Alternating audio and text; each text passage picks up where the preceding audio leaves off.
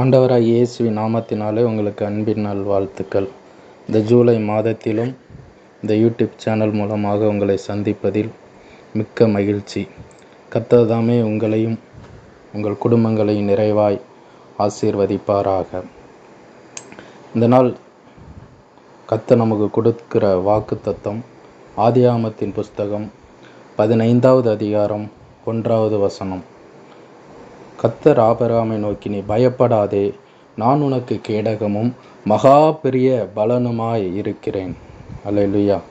ஆண்டவர் நமக்கு கொடுக்குற வாக்குத்தத்தம் தான், நீ பயப்படாதே அப்படின்னு ஆண்டவர் சொல்கிறார். முதலாவதாக இன்றைக்கு பார்த்தீங்கன்னா மனிதர்களுக்கு பல்வேறு விதமான பயத்தினால் மனிதர்கள் பாதிக்கப்பட்டு இருக்கிறத நம்ம என்ன செய்கிறோம், பார்க்கிறோம்.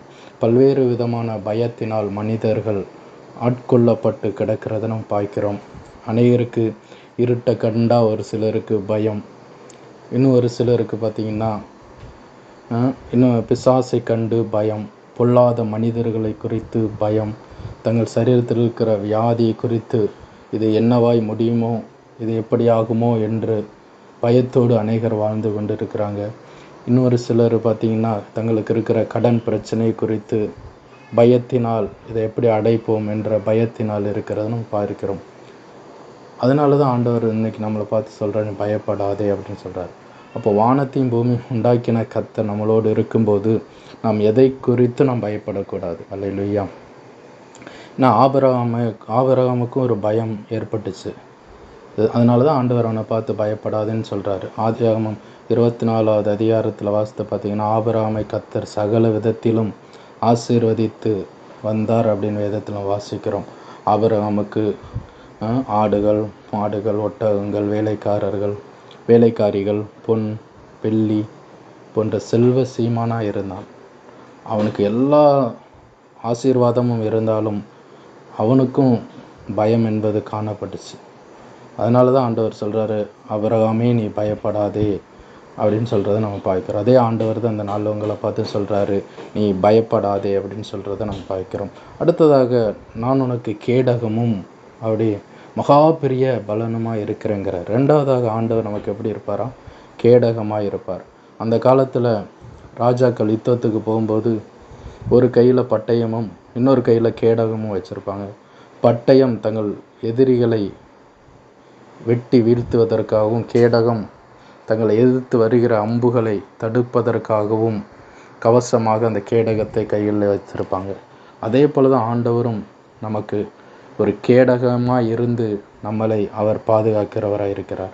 அவர் நமக்கு குடும்பத்தை பாதுகாக்கிறவராக இருக்கிறார். நம்முடைய பிள்ளைகளுக்கு கேடகமாக இருந்து அவர் நம்மளை பாதுகாக்கிறவராக என்ன செய்கிறார், இருக்கிறார். அதுக்கடுத்து ஆண்டவர் சொல்கிறாங்க, நான் உனக்கு மகா பெரிய பலனுமாக இருப்பேன்னு சொல்கிறார். மூன்றாவதாக ஆண்டவர் சொல்கிற காரியம், நான் மகா பெரிய பலனாக இருப்பேன் அப்படின்னு சொல்கிறத என்ன செய்கிறோம், பார்க்கிறோம். அதான் சங்கீதம் 107:37 வாசித்து பார்த்தீங்கன்னா, வயல்களை உண்டாக்கி விதைத்து திராட்சை தோட்டத்தை நாட்டுவார்கள், அவைகள் வரத்துள்ள பலனை தரும் அப்படின்னு விதத்தில் வாசிக்கிறோம். அப்போ ஆண்டவர் இந்த மாதத்தில் நமக்கு நல்ல பலன்களை காண கர்த்தர் நமக்கு உதவி செய்வார். நம்ம செய்கிற வேலையில் நல்ல பலனை காண கர்த்தர் இந்த மாதத்தில் உதவி செய்வார். நம்முடைய தொழில் வியாபாரத்தில் நல்ல பலனை காண கர்த்தர் உதவி செய்வார். நம்முடைய குடும்பத்தில் நல்ல பலன்களை காண கர்த்தர் உதவி செய்வார். நாம் செய்கிற ஊழியத்தில் நல்ல பலனை, நல்ல அறுவடைகளை காண கர்த்தர் உதவி செய்வார்.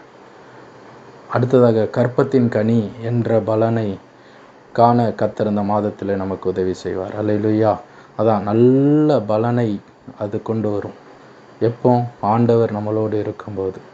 அதான் நிறைவான தெய்வம் நம்மளோடு இருக்கும்போது நமக்கு நிறைவான ஆசீர்வாதத்தை அவர் தருவார். அவருடைய வார்த்தையை விசுவாசிக்கிற ஒவ்வொருவருக்கும் இப்படிப்பட்ட நன்மைகளை கர்த்தர் தருவார் என்பதில் எந்த சந்தேகமும் இல்லை. அல்லேலூயா. கர்த்தர் தாமே உங்கள் ஒவ்வொருவரையும் ஆசீர்வதிப்பாராக. நான் உங்களுக்காக ஜெபிக்கிறேன். அன்பும் இரக்கமும் கிருபை நிறைந்த தேவனே, உம்மை நாங்கள் நன்றியோடு துதிக்கிறோம் அப்பா, உம்மை நாங்கள் ஸ்தோத்தரிக்கிறோம் அப்பா. ஆண்டவரை கொடுத்த அந்த நல்ல நேரத்துக்காக உமக்கு நாங்கள் நன்றி செலுத்துகிறோம். இதை பார்க்கிற ஆண்டவர், இதை கேட்குற ஒவ்வொருவரையும் ஆசீர்வதிங்கப்பா. அவர்களுக்குள் காணப்படுகிற எல்லா பயங்களும் இயேசுவின் நாமத்தில் விலகட்டும். வியாதியை குறித்தான பயங்கள் மாறட்டும். கடனை குறித்தான பயங்கள் மாறட்டும். ஆண்டவரே, எதிர்காலத்தை குறித்தான பயங்கள் நீங்கட்டும். மரண பயங்கள் எல்லாம் இயேசுவின் நாமத்தில் நீங்கும்படியா நாங்கள் ஜெபிக்கிறோம். ஒவ்வொருவருக்கும் நீர் விடுதலை கொடுங்கப்பா, சுகத்தை கொடுங்க, அற்புதத்தை செய்யுங்க. இந்த மாதம் ஒரு அதிசயங்களை காணக்கூடிய மாதமாய் மாறட்டும். அற்புதங்களை பெற்றுக்கொள்கிற மாதமாய் மாறும்படியே நாங்கள் ஜெபிக்கிறோம். இயேசுவின் நாமத்தில் ஜெபிக்கிறோம். ஜெபங்களும் பிதாவே, ஆமென்.